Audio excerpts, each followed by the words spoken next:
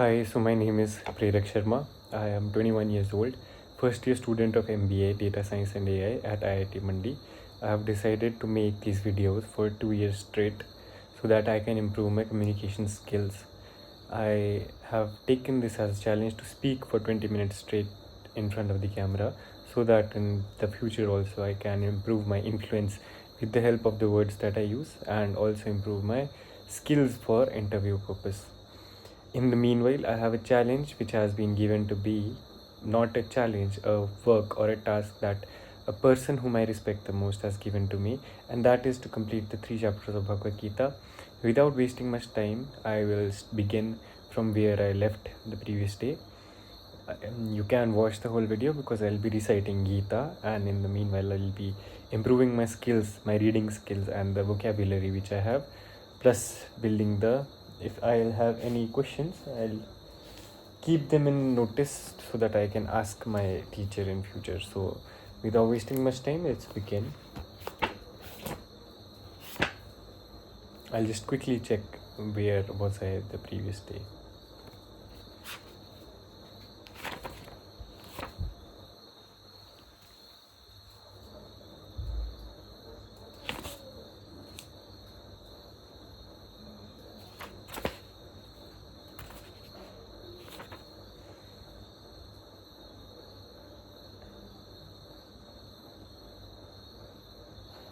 So I don't exactly remember, so I will start from text 44. Bhogyashwarya prasaktanam taya pahitchetasam vyavasayatmika buddhi samadho na vidhiyate.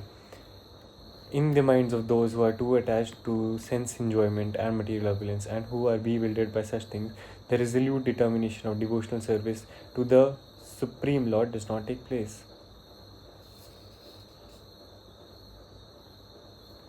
Some are very used to become strong and fit to enjoy gratification. Some people have no faith for material bondage and such they are generally sensual and they want anything other than the heavenly pleasures. It is understood that there are gardens called Nandan Kanan. There is good opportunity for association with angelic, beautiful women, and having a profuse supply of somerous wine. Such bodily happiness is certainly sensual. Therefore, are those who are purely attached to material temporary happiness as lords of the material world. Samadhi means fixed mind. The Vedic dictionary, the Nirukti, says Samyag adhiyate smin atmatva yathatmyam. When the mind is fixed for understanding the self, it is called Samadhi. Samadhi is never possible for persons interested in material sense enjoyment, nor for those who are bewildered by such temporary things. They are more or less condemned by the process of material energy. Traya gunya vishaya veda nistraya gunyo bhuvarjun nirdvanandvo nityastvastho niryogshem atmavan. The Vedas mainly deal with the subject of the 3 modes of material nature. Rise above these modes, O Arjuna, be transcendental to all of them, be free from all dualities and from all anxieties for gain and safety, and be established in the self. All material activities involve actions and reactions in the 3 modes of material nature. They are meant for fruitive result, which cause bondage in the material world. The Vedas deal mostly with fruitive activities to gradually elevate the general public from the field of sense gratification to a position on the transcendental plane. Arjuna, as a student and friend of Lord Krishna, is advised to raise himself to the transcendental position of Vedanta philosophy, where in the beginning there is Brahma, Jigyasa, or questions on the supreme transcendence. All the living entities who are in the material world are struggling very hard for existence. For them, the Lord, after creation of the material world, gave the Vedic wisdom advising how to live and get rid of the material entanglement. When the activities for sense gratification, namely the Karma Kanda chapter, are finished, then the chance for spiritual realization is offered in the form of the Upanishads, which are part of different Vedas, as the Bhagavad Gita is a part of the 5th Veda, namely the Mahabharata. The Upanishads mark the beginning of transcendental life. As long as the material body exists, there are actions and reactions in the material modes. One has to learn tolerance in the face of duality, such as happiness and distress, or cold and warmth, and by tolerating such dualities become free from anxieties regarding gain and loss. This transcendental position is achieved in full Krishna consciousness when one is fully dependent on the goodwill of Krishna. Yavanarth udpane sarvatah samplutodake tavan sarveshu vedeshu brahmanasya vijanatah. All purposes that are served by the small pond can at once be served by the great reservoirs of water. Similarly, all the purposes of the Vedas can be served to one who knows the purpose behind them. All the purposes that are served by small ponds can at once be served by the great reservoirs of water. The rituals and sacrifices mentioned in the Karma Kand of the division of the Vedic literature are to encourage gradual development of self-realization, and purpose of self-realization is clearly stated in the 15th chapter of the Bhagavad Gita. The purpose of studying the Vedas is to know Lord Krishna, the primeval cause of everything. So self-realization means understanding Krishna and one's eternal relationship with him. The relationship of the living entities with Krishna is also mentioned in the 15th chapter of Bhagavad Gita. The living entities are parts and parcels of Krishna, therefore revival of Krishna consciousness by the individual living entity is the highest perfectional stage of Vedic knowledge. This is confirmed in the Srimad Bhagavatam as follows. Aho bhat swa pasoto karya yaj jivagre vartate namatubhyam tepus tapaste juhu sasanurarya Brahmanasur Nama Granatiyate. O my Lord, person who is chanting your holy name, although born of a low family like that of a Sandal dog eater, is situated on the highest platform of self-realization. Such a person must have performed all kinds of penances and sacrifices according to the Vedic ritual and studied the Vedic literature many times after taking his bath in all the holy places of pilgrimage. Such a person is considered to be the best of the Aryan family, so one must be intelligent enough to understand the purpose of the Vedas without being attached to the rituals only, and must not desire to be elevated to the heavenly kingdoms for a better quality of sense gratification. It is not possible for the common man in this age to follow all the rules and regulations of the Vedic rituals and the injunctions of the Vedantas and the Upanishads. It requires does not desire to be elevated to the heavenly kingdom for a better quality of sense gratification. It is not possible for the common man in this age to follow all the rules and regulations of the Vedic rituals and the injunctions of the Vedantas and Upanishads. It requires much time, energy, knowledge, and resources to execute the purposes of the Vedas. This is hardly possible in this age. The best purpose of the Vedic culture is served, however, by chanting the holy name of the Lord as recommended by Lord Chaitanya, the deliverer of all fallen souls. When Lord Chaitanya was asked by a great Vedic scholar, Prakashananda Saraswati, why he, the Lord, was chanting the holy name of the Lord like a sentimentalist instead of studying Vedanta philosophy, the Lord replied that his spiritual master found him to be a great fool, and thus he asked him to chant the holy name of Lord Krishna. He did so and became ecstatic like a madman. In this age of Kali, most of the population is foolish and not adequately educated to understand Vedanta philosophy. The best purpose of Vedanta philosophy is served by inoffensively chanting the holy name of the Lord. Vedanta is the last word in Vedic wisdom, and the author and knower of the Vedanta philosophy is Lord Krishna, and the highest Vedantist is the great soul who takes pleasure in chanting the holy name of the Lord. That is the ultimate purpose of all Vedic mysticism. Karmanye vadikaraste ma phaleshu kadachan ma karma phalehetu turbhurma se te sangostva karmani. You have a right to perform your prescribed duty, but you are not entitled to the fruits of action. Never consider yourself to be the cause of the results of your activities, and never be attached to not doing your duty. There are three considerations here: prescribed duties, capricious work, and inaction. Prescribed duties refer to activities performed while one is in the modes of material nature. Capricious work means actions without the sanction of authority, and inaction means not performing one's prescribed duty. The Lord advised that Arjuna not be inactive, but that he perform his prescribed duty without being attached to the result. One who is attached to the result of his work is also the cause of the action. Thus he is the enjoyer or sufferer of the result of such actions. As far as prescribed duties are concerned, they can be fitted into three subdivisions, namely routine work, emergency work, and desired activities. Routine work in terms of spiritual injunction is done without desire for results, as one has to do it. Obligatory work is action in the mode of goodness. Work with results become the cause of bondage, therefore such work is not auspicious. Everyone has his proprietary right in regard to prescribed duties, but should act without attachment to the result. Such Disinterested, obligatory duties doubtlessly lead one to the path of liberation. Arjuna was therefore advised by the Lord to fight as a matter of duty without attachment to the result. His non participation in the battle is another side of attachment. Such attachment never leads one to the path of salvation. Any attachment, positive or negative, is cause for bondage. Inaction is sinful. Therefore, fighting as a matter of duty was the only auspicious path of salvation for Arjuna. Any attachment, positive or negative, is cause for bondage. Inaction is sinful. Any attachment, positive or negative, is cause for bondage. Any attachment, positive or negative, is cause for bondage. Inaction is sinful. Therefore, fighting as a matter of duty was the only auspicious path of salvation for Arjuna. Any attachment, positive or negative, is cause for Any attachment, positive or negative, is cause for bondage. Inaction is sinful. Therefore, fighting is as a matter of duty was the only auspicious path of salvation for Arjuna. Yogastha kuru karmani sang tyaktva dhananjaya siddhya siddhayoh samo bhutva samtvam yoga uchyate. Yogastha kuru karmani sangam tyaktva dhananjaya siddhya siddhayoh samo bhutva samatvam yoga uchyate. Be steadfast in yoga, O Arjuna. Perform your duty and abandon all attachment to success or failure. Such evenness of mind is called yoga. Be steadfast in yoga, O Arjuna. Perform your duty and abandon all attachment to success or failure. Such evenness of mind is called yoga. Be steadfast in yoga. Perform your duty and abandon all attachment to success or failure.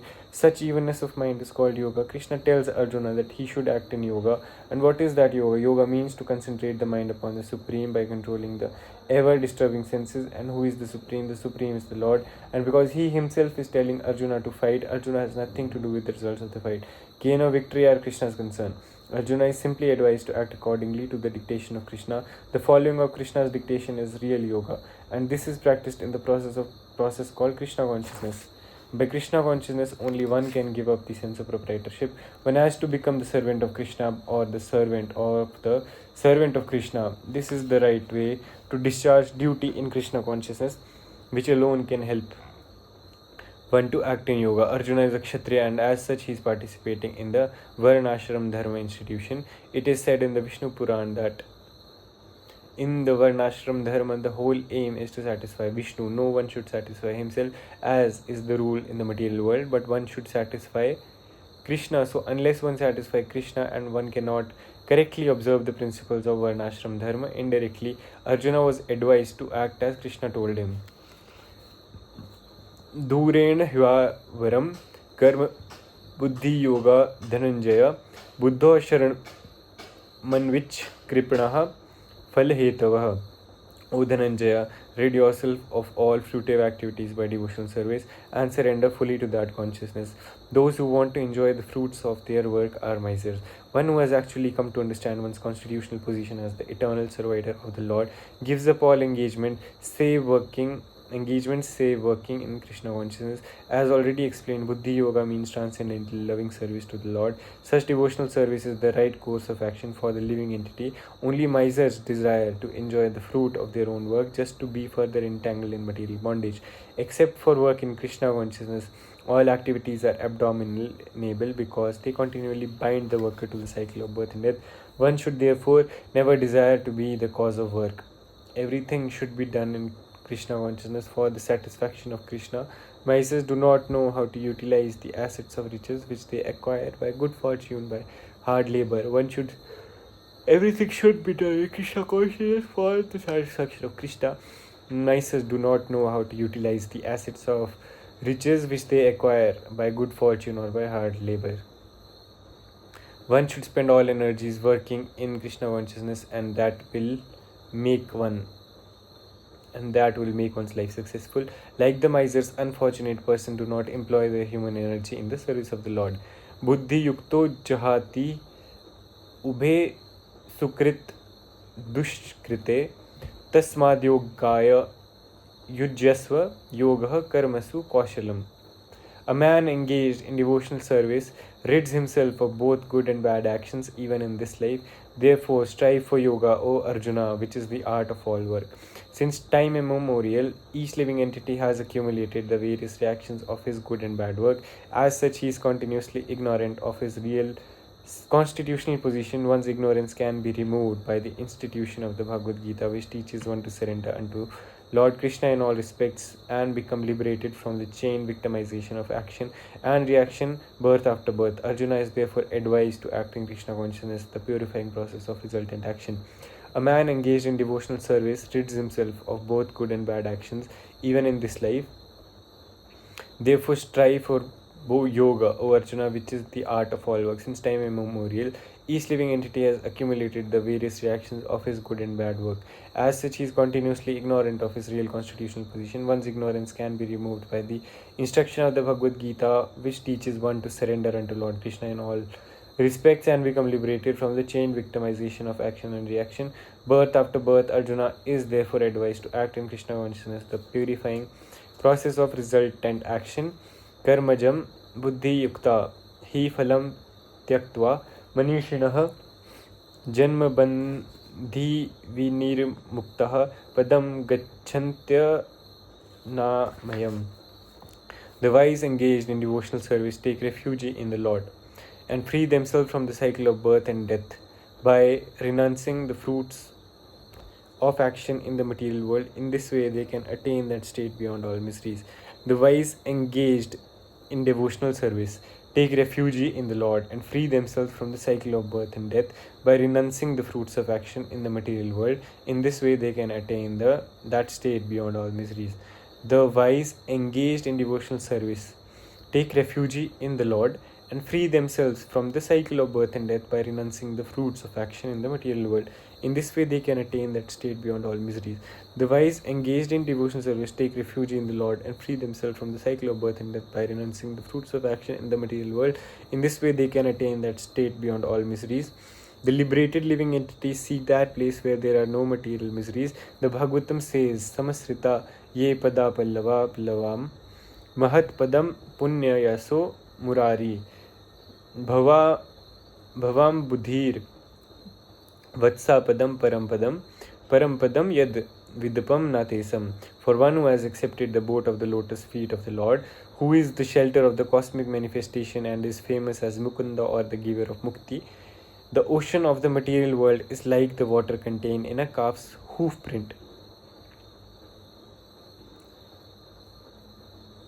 Parampadam, or the place where there are no material miseries, or Vaikuntha, is his goal, not the place where there is danger in every step of life. Owing to ignorance, one does not know that this material world is a miserable place where there are dangers at every step. Out of ignorance only, less intelligent persons try to adjust to the situation by fruitive activities, thinking that resultant actions will make them happy.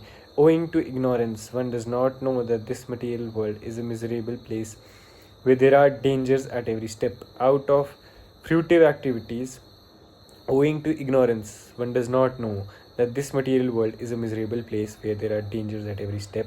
Out of ignorance only, less intelligent persons try to adjust to the situation by fruitive activities, thinking that resultant actions will make them happy. Owing to ignorance, one does not know that this material world is Owing to ignorance, one does not know that this material world is a miserable place where there are dangers at every step. Out of ignorance only, less intelligent persons try to adjust to the situation by fruitive activities, thinking that resultant actions will make them happy. Out of ignorance only, less intelligent persons try to adjust to the situation by fruitive activities, thinking that resultant actions will make them happy. They do not know that no kind of material body anywhere within the universe can give life without miseries. The miseries of life, namely birth, death, old age, and diseases, are present everywhere within the material world. But one who understands his real constitutional position as the eternal servitor of the Lord and thus knows the position of the personality of Godhead engages himself in the transcendental loving service of the Lord. Consequently, he becomes qualified to enter into the Vaikuntha planet where there is neither material miserable life nor the influence of time and death. To know one's constitutional position means to know also the sublime position of the Lord. One who wrongly thinks that the living entity's position and the Lord's position are on the same level is to be understood to be in darkness and therefore unable to engage himself in the devotional services of the Lord. He becomes a lord himself and thus paves the way for the repetition of birth and death.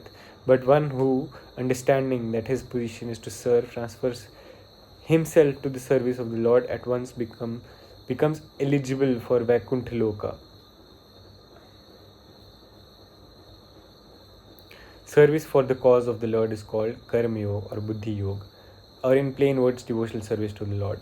Yadate moha kalilam buddhirvya ti tarishyati tada gantasi nirvedam shrotavyasya shrutasya cha. When your intelligence has passed out of the dense forest of delusion, you should become indifferent to all that has been heard and all that is to be heard. When your intelligence has passed out of the dense forest of delusion, you shall become indifferent to all that has been heard and all that is to be heard. There are many good examples in the lives of the great devotees of the Lord, of those who became indifferent to the rituals of the Vedas simply by devotional service to the Lord. When a person factually understands Krishna and his relationship with Krishna, he naturally becomes completely indifferent to the rituals of fruitive activities. Even though an experienced Brahmana, Sri Madhavendra Puri, a great devotee and acharya in the line of the devotees, say, Sandhya Vandana Bhadram Astu Bhavatu Bho Snan Tubhyam Namo Bho Deva Pitras Sa Tarpana Vidhau Naham Kshama Kshamayatam. Yatra Kwapi Nisdaya Yadava Kulottamasya Karma Dvisaha Smaram Agham Harami Tad Alam Manyekim Anyename. O Lord, in my prayers 3 times a day, all glory to you, bathing, I offer my obeisances unto you. O demigods, O forefathers, please excuse me for my inability to offer you my respects. Now, whenever I sit, I can remember the great descendant of the Yadu dynasty, Krishna, the enemy of Kansa, and thereby I can free myself from all sinful bondage. I think this is sufficient for me. The Vedic rites and rituals are imperative for neophytes, comprehending all kinds of prayer 3 times a day, taking a bath early in the morning, offering respects to the forefathers, etc. But when one is fully in Krishna consciousness and is engaged in his transcendental loving service, one becomes indifferent to all these regulative principles because he has already attained perfection. If one can reach the platform of understanding by service to the Supreme Lord Krishna, he has no longer to execute different types of penances and sacrifices as recommended in revealed scriptures. And similarly, if one has not understood that the purpose of the Vedas is to reach Krishna and simply engages in the rituals, etc., then he is uselessly wasting time in such engagements.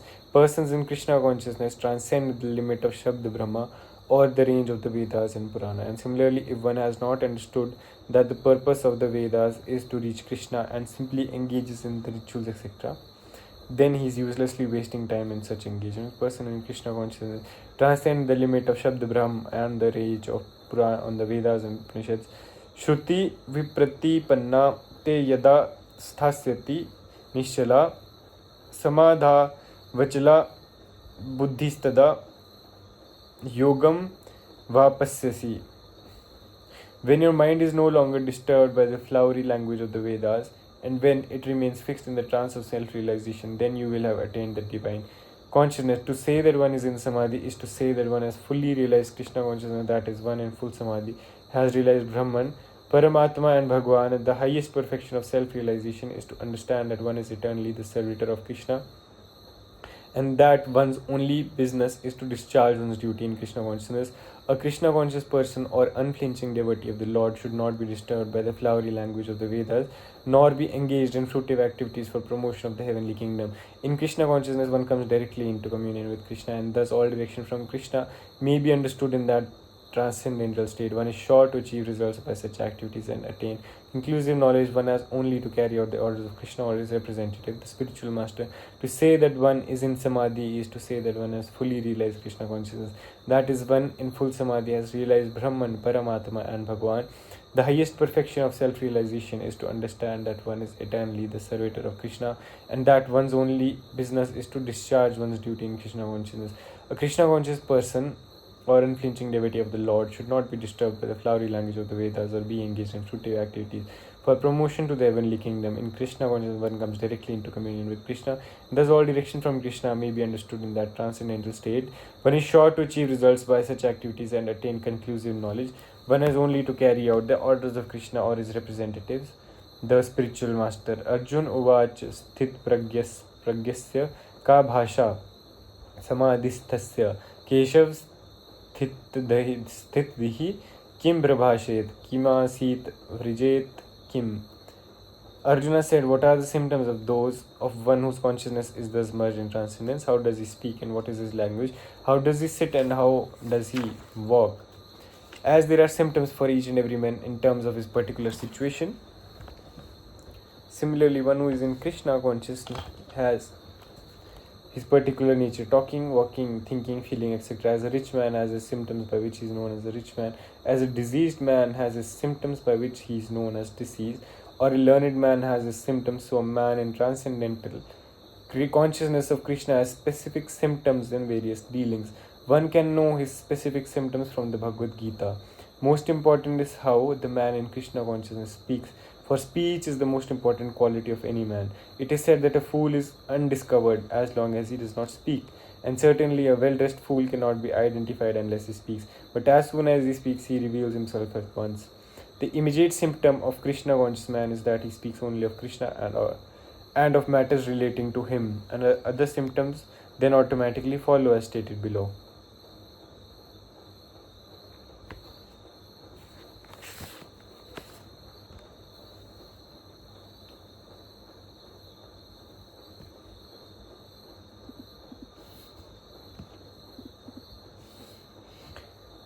Shri भगवानुवाच प्रजहाति यदा कामान् सर्वान् Partha मनोगतान् आत्मन्येवात्मना तुष्टः स्थितप्रज्ञस्तदोच्यते. The blessed Lord said, O Parth, when a man gives up all varieties of sense desire which arise from mental concoction, and when his mind finds satisfaction in the self alone, then he is said to be in pure transcendental consciousness. Speech is a really important factor. You can only know if a person is a fool through his speech. It is said that a fool is undiscovered as long as he does not speak, and certainly a well-dressed fool cannot be identified unless he speaks, but as soon as he speaks, he reveals himself at once. Immediate symptom of a Krishna conscious man is that he speaks only of Krishna and of matters relating to him. Other symptoms automatically follows.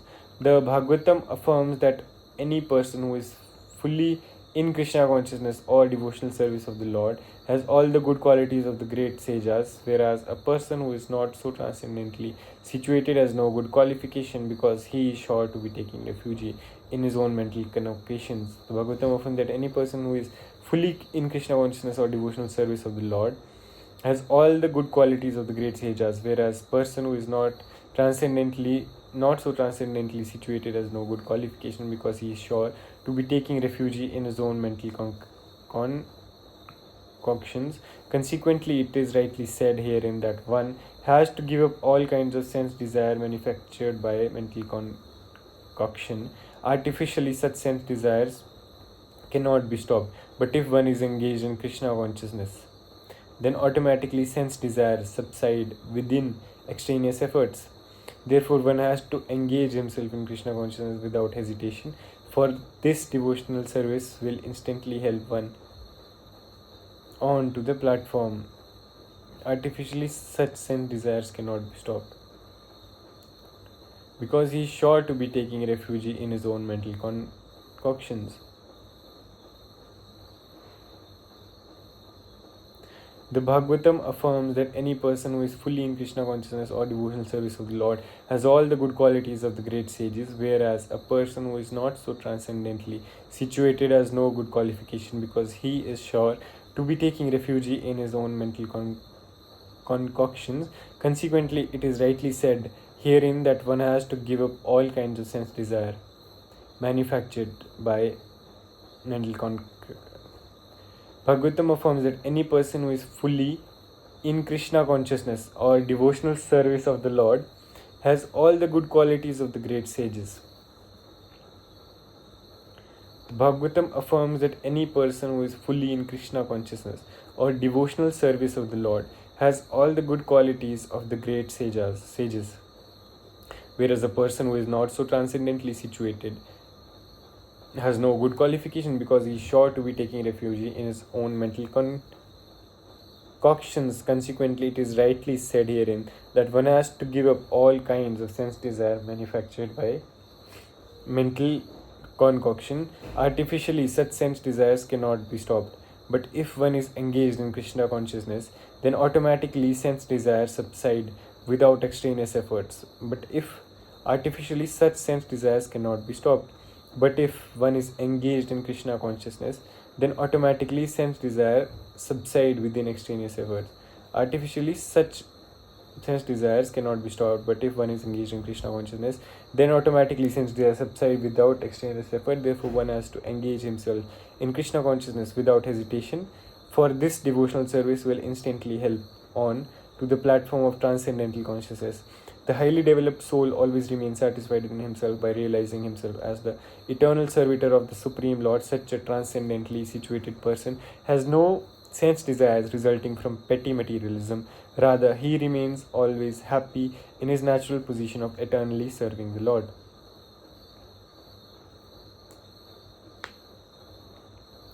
दुःखेष्वनु द्विगमनः सुखेषु विगत्सप्रियः वीतरागभये क्रोधः स्थितधीर्मुनिरुच्यते. One who is not disturbed in spite of the threefold miseries, one who is not elated when there is happiness, and who is free from attachment, fear, and anger, is called a sage of steady mind. The word Muni means one who can agitate his mind in various ways for mental speculation without coming to a factual conclusion. The word Muni means one who can agitate his mind in various ways for mental speculation without coming to a factual conclusion. It is said that every Muni has a different angle of vision, and unless a Muni differs from other Munis, he cannot be called a Muni in the strict sense of the term. Nasau Munir Yasya Matam Nabinnam, but a Sthitdhi Muni, as mentioned here by the Lord, is different from an ordinary Muni. The Sthitdhi Muni is always in Krishna consciousness, for he has exhausted all his business of creative speculation. He has surpassed the stage of mental speculation and has come to the conclusion that Lord Shri Krishna or Vasudeva is everything. He is called a Muni fixed in mind. Such a fully Krishna conscious person is not at all disturbed by the onslaughts of the threefold miseries, for he accepts all miseries as the mercy of the Lord, thinking himself only worthy of more trouble due to his past misdeeds, and he sees that his miseries by the grace of the Lord are minimized to the lowest. Similarly, when he is happy, he gives credit to the Lord. Thinking himself unworthy of the happiness, he realizes that it is due to the Lord's grace that he is in such an uncomfortable condition and able to render better service to the Lord. And for the service of the Lord, he is always daring and active and is not influenced by attachment or aversion. Attachment means accepting things for one's own sense gratification. He is always daring and active and is not influenced by attachment or aversion. Attachment means accepting things for one's own sense gratification, and detachment is the absence of such sensual attachment. But one fixed in Krishna consciousness has neither attachment nor detachment because his life is dedicated in the service of the Lord. Consequently, he is not at all angry even when his attempts are unsuccessful. A Krishna conscious purpose is always steady in his determination. Text 57. Yah sarvatran bhistre hastat prapya shubha shubham na bhi nandati na dveshti tasya pragya pratishtita. He who is without attachment, who does not rejoice when he obtains good nor lament when he obtains evil, is firmly fixed in perfect knowledge. There is always some upheaval in the material world which may be good or evil. One who is not agitated by such material upheavals, who is unaffected by good and evil, is to be understood to be fixed in Krishna consciousness. As long as one is in the material world, there is always the possibility of good and evil because this world is full of duality. But one who is fixed in Krishna consciousness, as long as one is in the material world, there is always. But one who is fixed in Krishna consciousness is not affected by good and evil because he is simply concerned with Krishna, who is all good, absolute. Such consciousness in Krishna situates one in a perfect transcendental position called technically samadhi.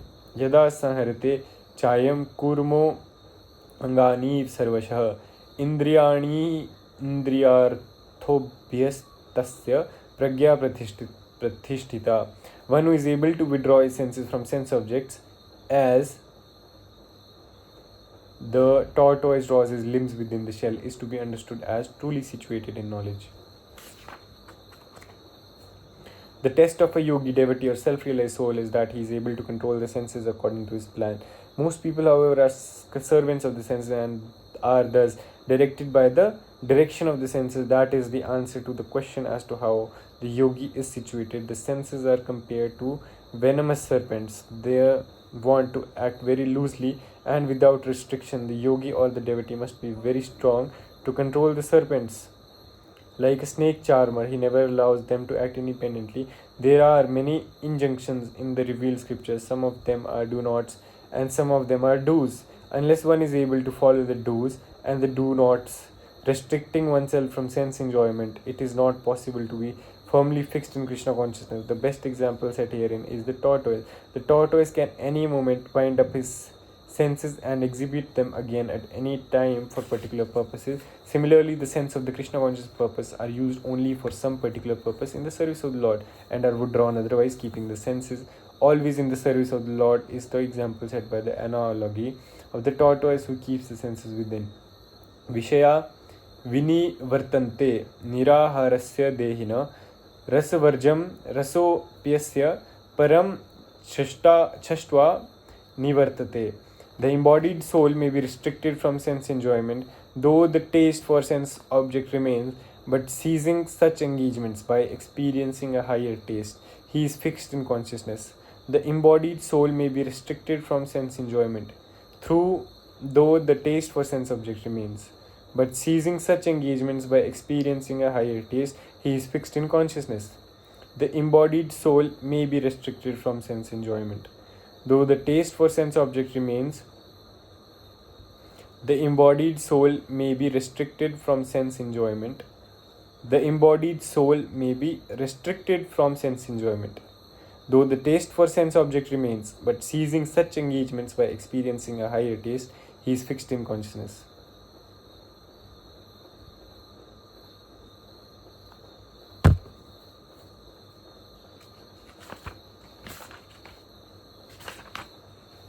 Oh, I'm about to finish this chapter. Probably in 3-4 days I can complete it. Let's see how it goes. So this was Gita for you all. Now I'll go have dinner. I hope you all had fun. You learned something new. You heard the message of the God. So this was it for today. Thank you for watching. I hope you had a great time. We'll meet tomorrow again. If you have any queries or insights, you can comment down in the comment section below. If you want to contact me directly, you want to have any queries or you want to give any advice or anything of such sort, my links, the description below has all my personal links to my LinkedIn, Instagram and Twitter. So you can contact me anytime through that. So we'll meet tomorrow. Till then, I'll be signing off. I'll let you know what topic I'll speak on. I might upload one more video today. You guys will know for sure. So witness my transformation journey in 2 years by subscribing to this channel. Okay, subscribe. Signing off, Prerak Sharma. Bye bye.